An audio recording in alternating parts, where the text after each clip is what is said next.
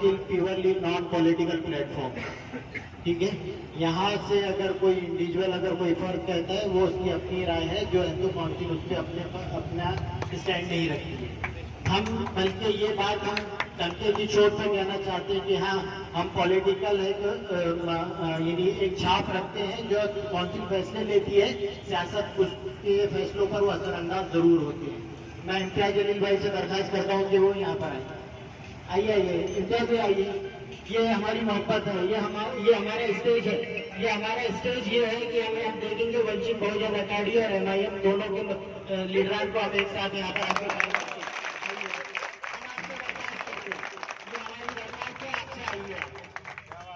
ये आपसे हमारी दरखास्त है, आप आइए।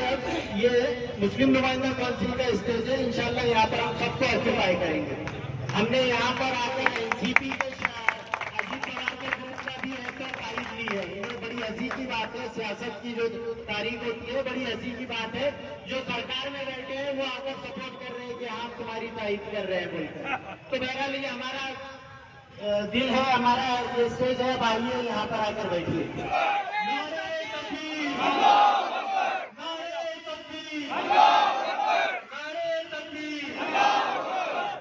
यहाँ मौजूद सारी अवाम को मेरा अस्सलाम वालेकुम रहमतुल्लाहि बरकातुहू। भाइयों, ये अफसोस की बात है कि हमारे मुद्दे रखने के लिए हम भाइयों इतने दिन तक औरंगाबाद की सड़कों पे बैठना है और एक भी यहाँ पे चुना हुआ आदमी या सरकारी ताकत है या सियासती ताकत है हमारे मुद्दों को आके हमसे बात नहीं करती, हमसे चर्चा नहीं करती। और इसीलिए हम वंचित बहुजन आघाड़ी की तरफ से आज यहाँ पे मौजूद हुए आप सबको ये बताने के लिए और आप सबको ये भरोसा दिलाने के लिए कि आपकी इस जंग में हम आपके साथ कदम कदम पे खड़े हैं। और जब तक आपके इन डिमांडों को सरकार पूरा नहीं करती, हम आपके साथ खड़े हैं। 2023 में सबसे पहले जब लव जिहाद का मोर्चा लेके राउडी ने एक सभा ली थी, तभी वंचित बहुजन आघाड़ी ने उसी जगह पे वहां के सारे मौलानाओं को एक साथ करके राणे को मुंह तोड़ देने का जवाब किया था। और उसी साथ हम ये डिमांड के साथ आपके खड़े रहते हैं कि अगर रामगिरी या राणे कोई भी अपशब्द गलत शब्द का इस्तेमाल करता है तो उन पे हेट स्पीच के अंदर हेट क्राइम के तहत जल्द से जल्द कार्रवाई होनी चाहिए। और उन्होंने किसी भी मजहब के खिलाफ, किसी की कौम के खिलाफ, किसी भी समाज के खिलाफ कुछ भी गलत बोल दिया हो तो उनको उठा के जेल में डालना चाहिए। ये सबसे पहले हमारी वंचित बहुजन आघाड़ी। दूसरी तरफ आज औरंगाबाद शहर में जो यूपी में शुरू हुआ था, वही औरंगाबाद शहर में नाम का लेके एक राजकारण करने का कोशिश किया गया। और यहाँ के मुसलमानों ने एक अहम मुद्दा उठाया था और भारत भर में उठाया था कि औरंगाबाद के मुसलमान छत्रपति संभाजी महाराज के नाम के खिलाफ नहीं है। और यहाँ से पहले मांग आई थी कि जो नया हिस्सा है, औरंगाबाद सिटी का जो नया हिस्सा है, जो नई बस्तियां हैं, उन नई बस्तियों को छत्रपति संभाजी महाराज का नाम देने का पहला जिक्र यह औरंगाबाद के मुसलमानों ने किया था। और किसी भी ताकतों को, किसी भी बीजेपी, शिवसेना या दंगे फसाद करने वाली ताकतों को ये अवाम में गलत संदेशा मत देने देना कि यहाँ के मुसलमान उस नाम के खिलाफ है। यहाँ के मुसलमानों की ये मांग थी कि नई औरंगाबाद के एरियाज को छत्रपति संभाजी महाराज का नाम दे और जो ओल्ड सिटी है उसका नाम औरंगाबाद ही रख दिया जाए। और इस मांग के साथ हम लोग आपके साथ खड़े हैं। सेंट्रल बोर्ड के जो वक्त अमेंडमेंट हुआ था 2024, उसके खिलाफ वंचित बहुजन आघाड़ी ने आवाज उठाया था। और मैं आप सबके साथ यही दरखास्त करूंगा कि आज वंचित बहुजन आघाड़ी के औरंगाबाद के नुमाइंदा, औरंगाबाद सेंट्रल के नुमाइंदा जावेद कुरैशी हमारे साथ है और आप इनको विधानसभा में पहुंचाए ताकि वक्फ बोर्ड के खिलाफ एक जोरदार आवाज औरंगाबाद से महाराष्ट्र की विधानसभा में जाए। इतनी आप सबसे मैं गुजारिश करना चाहूंगा। और जाते जाते आप सबके सामने आखिरी मुद्दा यही रखना चाहूंगा कि 2022 में आमदार कपिल पाटिल के थ्रू वंचित बहुजन आघाड़ी ने सबसे पहले मोहम्मद पैगंबर बिल, माइनॉरिटी प्रोटेक्शन बिल और हेट स्पीच के खिलाफ का बिल महाराष्ट्र की विधानसभा में रखा था। और वंचित बहुजन आघाड़ी अकेली ऐसी पार्टी है जो 2024 के लोकसभा में और 2024 के विधानसभा में जिसके मैनिफेस्टो पर, जाहिरनामा पर अभी भी मोहम्मद पैगंबर बिल का नाम है। और हम जरूर मोहम्मद पैगंबर बिल महाराष्ट्र के विधानसभा में एक दिन पास करके लाएंगे इंशाअल्लाह।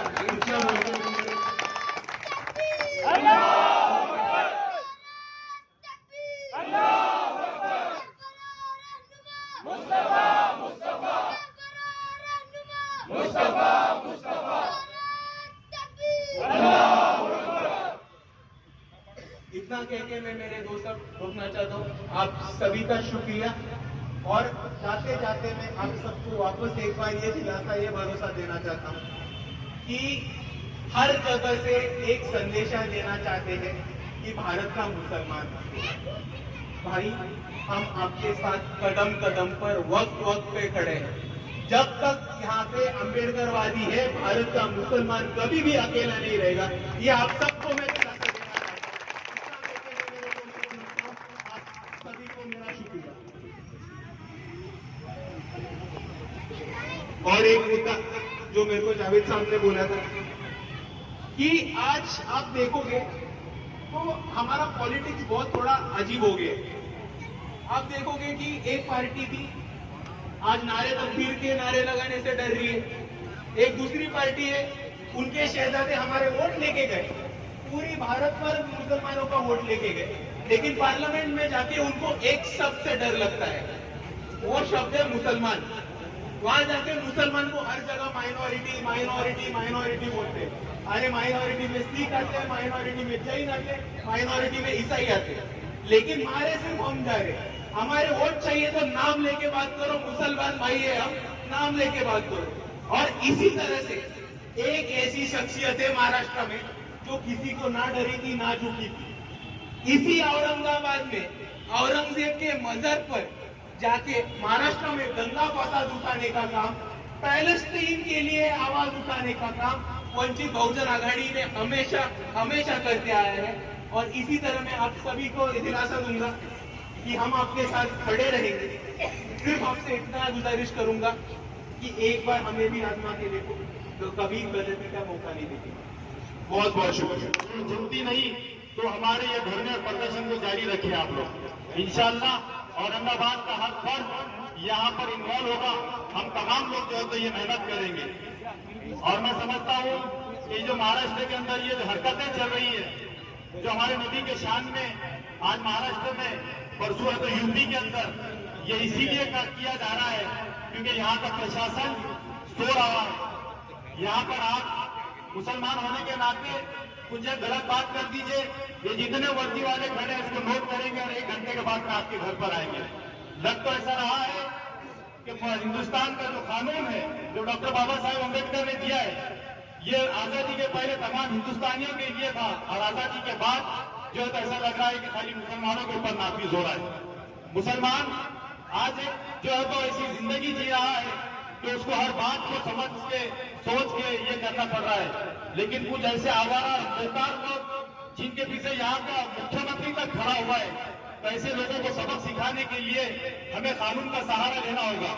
और अगर कानून के रक्षक भी भक्षक बन जाएंगे तो हमको उनसे भी निपटने के लिए जो है तो रोडों पर उतरना पड़ेगा। और मैं नुमाइंदा काउंसिल से ये अपील करूंगा कि अगर ये हम जो कानून के दायरे में काम कर रहे हैं, अगर इससे भी बात इनको समझ में नहीं आ रही है तो हमको कुछ और भी करना होगा। हमारे को रोडों पर उतरना होगा, हमको ट्रेनें रोकना होगा, हमको हर हद तक जाना होगा, क्योंकि इनके कान पे जू नहीं रही है। कोई 24 दिन के अंदर आपके पास कोई सरकारी ऑफिसर ने आकर ये नहीं कहा कि हम इसको गिरफ्तार करेंगे, हम इसको अंदर डालेंगे, ऐसी कोई कमिटमेंट नहीं। मतलब मुसलमानों की जो है तो इनके पास कोई कदर कीमत नहीं रही। तो मैं समझता हूं कि मुस्लिम नुमाइंदा काउंसिल ने आगे कुछ कड़े फैसले लेना चाहिए, जिसके अंदर इंशाअल्लाह हम तमाम लोग शामिल रहेंगे। आपने बोलने का मौका दिया, मैं आप तमाम लोगों का शुक्रिया अदा करता हूँ। मुस्लिम नुमाइंदा काउंसिल की जानिब से जो धरना किया जा रहा है, जिसका 24वां दिन है, और इसका रिजल्ट ये है कि इस तरह के धरने आज महाराष्ट्र में मुख्तलिफ मुकामात पर दिए जा रहे हैं। ये हमारी गुज़िश्ता 24 दिनों की मेहनत का नतीजा है। माशाल्लाह से यहाँ पर हम तमाम लोग जो मौजूद हैं, तमाम के तमाम मुसलमान हैं, और मुसलमान का कलमा उस वक्त तक कंप्लीट नहीं होता जब तक कि वो अल्लाह के रसूल सल्लल्लाहु अलैहि वसल्लम का नाम ना ले। भाइयों, सियासत उस गंदे मुकाम पर पहुंच गई है कि अब अपने मकसद को हासिल करने के लिए हमारे प्यारे नबी सल्लल्लाहु अलैहि वसल्लम के ऊपर जो है उनको डिफेंड किया गया।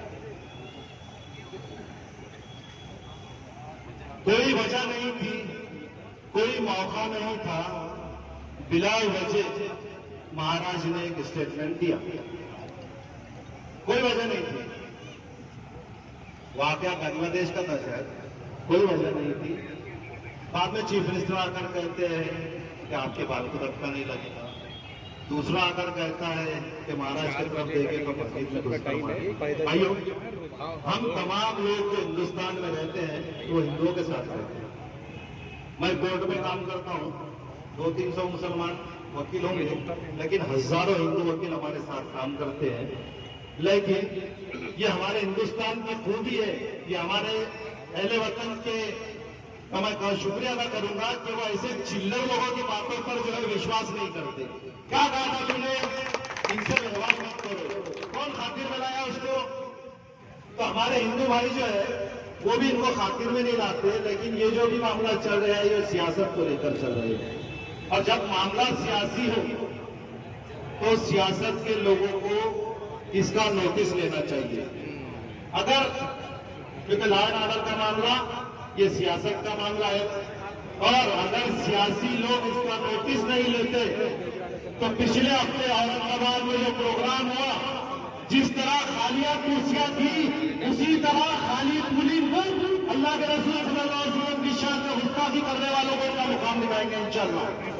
आज सवाल औरंगाबाद के नामांतर केस का, तो मैं आपको यकीन दिलाता हूं कि हिशाम उस्मानी साहब और हमारी टीम जो इसमें काम कर रही है, इंशाअल्लाह हम इस नाम को आपको वापस दिलाकर रहेंगे। मुझे मौका दिया बोलने का शुक्रिया।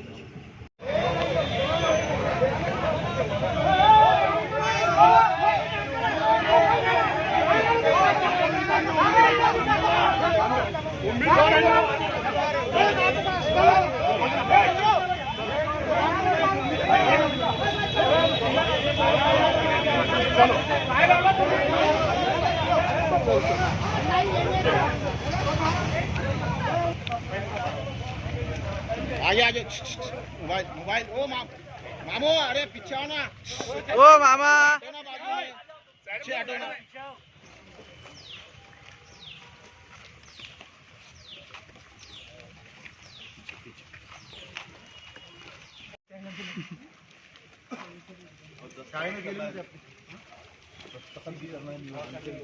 उनसे बोला था एडवोकेट फैज सही है,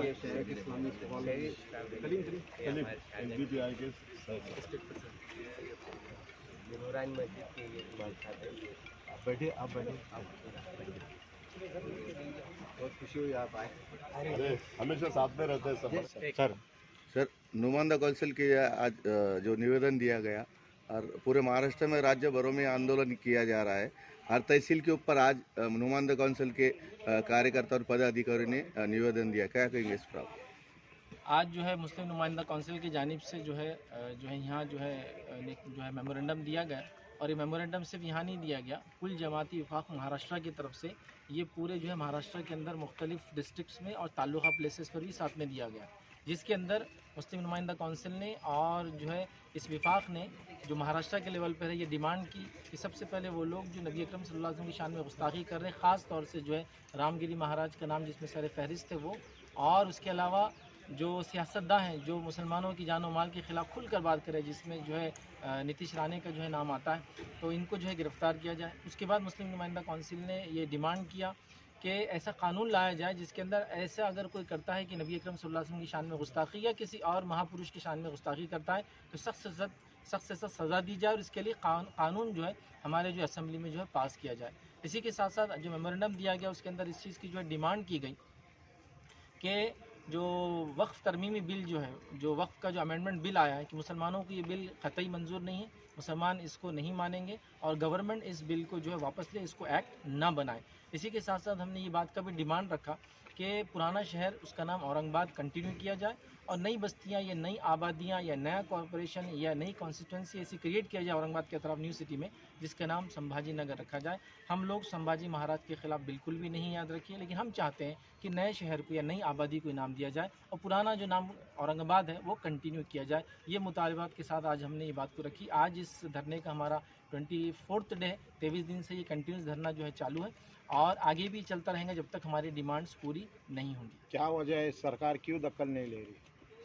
अब क्या वजह सरकार क्यों दखल नहीं दे रही है, तो ये बात जो समझ में आ रही है हमको सीधी सीधी वो ये है कि गवर्नमेंट खुद ऐसी शख्सियात का जो सपोर्ट कर रही है। जो बातें हमको टीवी और प्रेस और मीडिया के इंटरव्यू से पता चली वो ये है कि गवर्नमेंट ये बोल रही है कि हम लोग ऐसे लोग जो इस तरह से बातें कर रहे हैं उनको सपोर्ट करेंगे, उनका बाल भी बाका नहीं होने देंगे। ये बहुत ताज्जुब की बात है कि जिस व्यक्ति के ख़िलाफ़ 60 से ज़्यादा FIRs पूरे स्टेट में हुई है, बल्कि कंट्री से हुई पूरे, उसके बाद भी जो है कोई उस पर असर अब तक या उस पर कोई जिसे कहेंगे एक्शन लिया नहीं गया है अब तक। अगले जुमा को जो आप जाने वाले हैं तो उसके लिए कैसे इंतजामात रहेंगे? अगर आपको परमिशन मिलती है, नहीं मिलती है, कैसा रहेगा? देखिए, इंतज़ामात को ये है कि अगली बार जो अगर ये मुतालबात हमारे इस आने वाले जुमा तक एक्सेप्ट अगर नहीं होते हैं तो आने वाले जुमा हम लोग जो है सरलाबेट जाएंगे।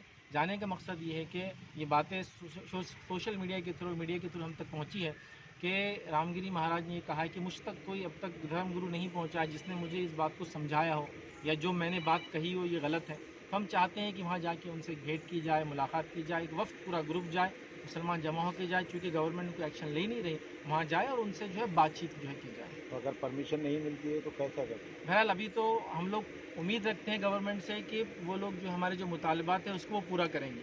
अगर वो पूरा नहीं करते हैं तो हम जो बहरहाल प्लान तो हमारा यही है कि हम लोग जाएंगे, परमिशन नॉन परमिशन वो बाद में जो है उसके ऊपर हम जो है थॉट करेंगे। Thank you. सवाल पूछो फिर। थोड़ा सा नीचे हाथ की जाओ, आगे का। हाँ बस ओके रोल।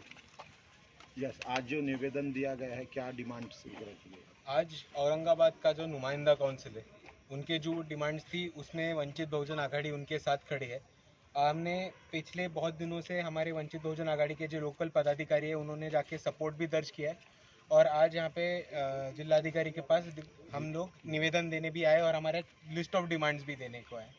जो डिमांड्स थी उसमें से एक था कि रामगिरी महाराज जो है जिन्होंने मोहम्मद प्रॉफिट के बारे में गलत शब्द इस्तेमाल किए थे और जो राणे है महाराष्ट्र के विधानसभा के जो MLA है जो गलत अपशब्द यूज़ करते हैं, हमेशा हेट स्पीचेस का इस्तेमाल करते हैं और दो समाजों के बीच, दो मज़हबों के बीच, दो कौम के बीच दंगे फसाद की राजनीति करने का प्रयत्न करते हैं, उनके खिलाफ सख्त एक्शन ली जाए, ऐसा हमारा एक डिमांड था।